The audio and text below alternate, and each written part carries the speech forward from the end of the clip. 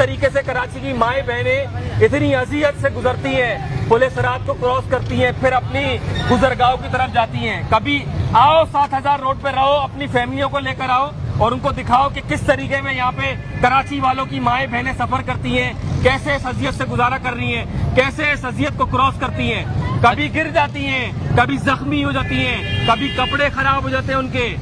आओ कभी रहो, एक दिन रह के दिखाओ यहाँ पे, फिर पता चले आपको आपकी इस कराची वालों की तकलीफ का। ये हाल है कराची में 18 सालों की कारकर्दगी का।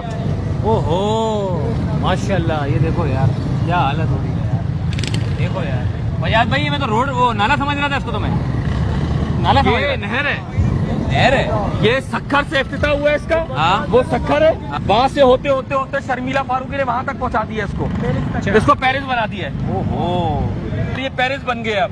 वाह वाह वाह वाह। तो ऐसे रहनुमा खुदा की कसम पूरे पाकिस्तान में होने चाहिए, जैसे कराची में। एक तरफ पेरिस, ये सखर में भी बनना चाहिए। ऐसी नहर जो है ना पेरिस, सखर में भी बनाओ, लाड़काना में भी बनाओ, टंडो जाम में भी बनाओ, टंडो मोहम्मद खान में भी बनाओ, जाम शोरों में भी बनाओ, मीरपुर खास में भी बनाओ, हर जगह बनाओ।